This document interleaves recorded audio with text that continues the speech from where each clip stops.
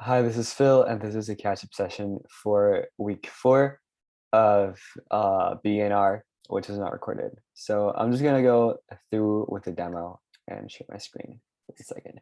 So the topic for today is discrete versus continuous variables. The first thing we have to do is load in the Tidyverse package and the package containing NYC flights, which is a table that comes with Tidyverse.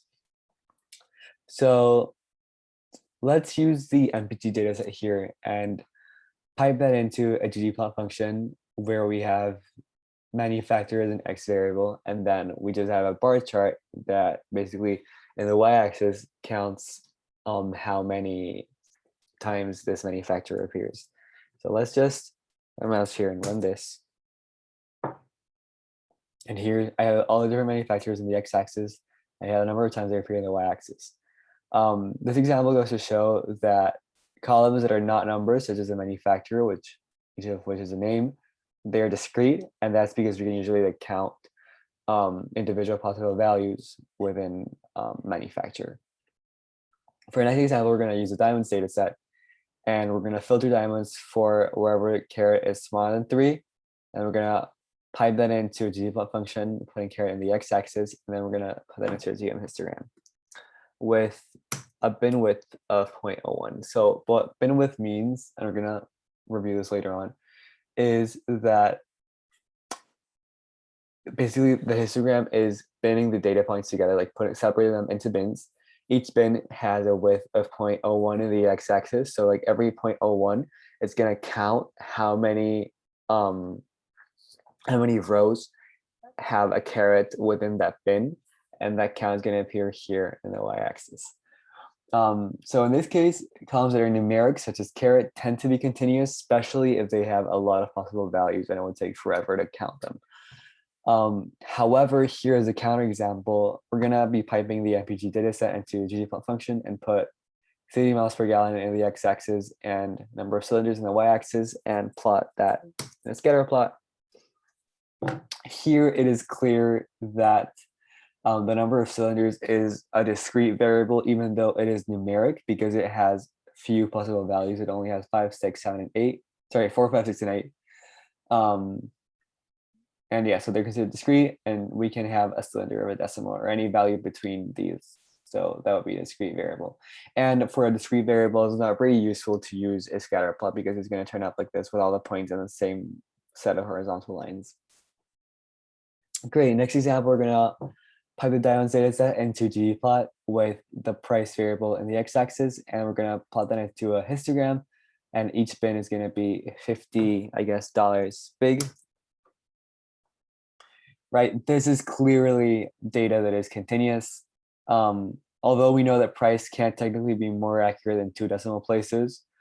If we look at the price for diamonds, it would take forever to list the individual prices of each.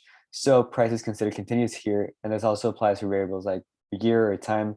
Whenever you have many of them, you should consider them as continuous rather than discrete, even though there's no infinite number of variables, but there's still a big amount. In this case, using them as continuous helps us visualize it quite better. Okay, so for visualizing these sorts of graphs, we have 3 options. We have GM histogram, GM bar, and GM col. Those are the 3 main ones. And they're a bit confusing to learn first. You use GM histogram for one-dimensional continuous plots. That means when you have an X variable that you determine, for example, in this case, price is our X variable, we never said what the Y variable was. And then we just did GM histogram and it counted how many rows were within the price range for each bin. And that is a Y variable that we have for each. So in that case, we call it one-dimensional because we only have one variable that we specify, which is price. For GM bar, we use it for, again, one-dimensional when we only specify the X variable. And it counts how many occurrences of that X variable happen.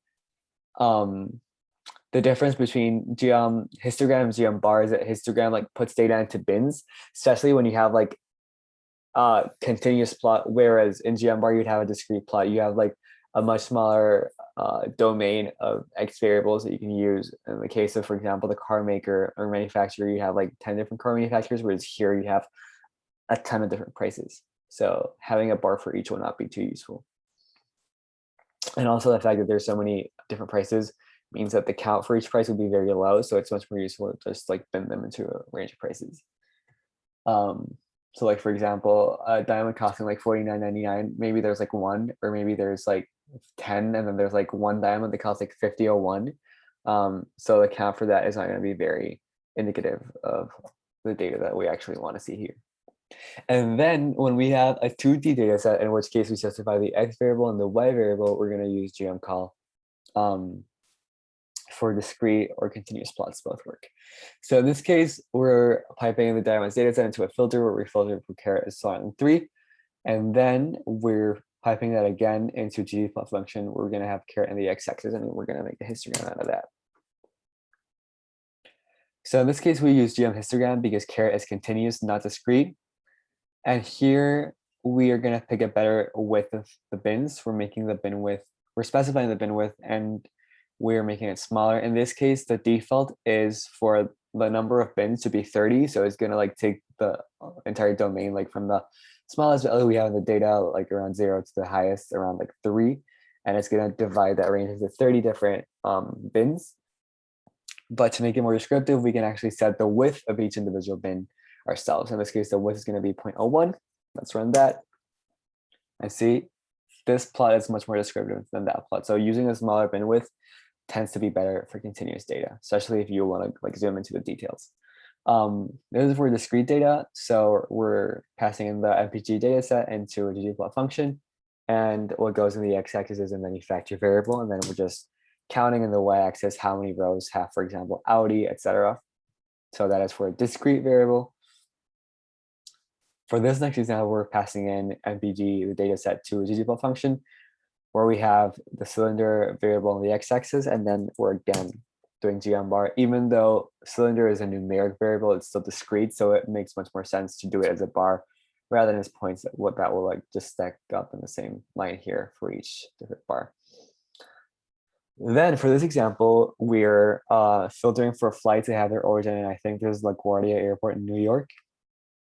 We're using the head 5 function to get the top 5 that appear, like the 5 rows that appear on the top of the table, and then we're passing that into ggplot function. We're putting destination on the x-axis, airtime on the y-axis, and since we have 2 variables, this is a 2D table, so we're going to use gmcall instead of gmbar.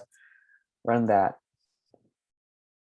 and there we go. We have a variable on the x-axis, a variable on the y-axis that does not count, so we're going to use gmcall. Great. This is for continuous 2D plots. Oh, by the way, this example had a discrete variable destination on the x-axis and a continuous variable airtime on the y-axis. We're moving on to continuous plots. So like a continuous variable on the x and a continuous variable on the y. So we're piping in the diamonds data set. We're getting caret in the x and price in the y, and then we're doing gm point. If you're doing continuous, it's better to do a scatter plot rather than a bar chart, because you can see the distribution of points. And then we want to add a trend line. To add a trend line, we do the same thing and add a new gm called gm smooth. Run that. And gm smooth by default when this loads, you can add a trend line, which happens soon. There we go. So the trend line is in blue. And then this gray area that we see around the trend line is the 95% confidence interval. So the distribution of points within that interval and how confident that is that the trend line is within 95% of the distribution. Great. Another alternative we can do is gm hex as a gm. So gm hex does is it creates basically like bins of points, like it makes hexagons on the graph, and it counts a number of points of these points that fit within each hexagon, and then it shades the hexagon depending on the number of, depending on the count that is inside. So lighter colored hexagons will have a bigger concentration of points than hexagons that have less light color.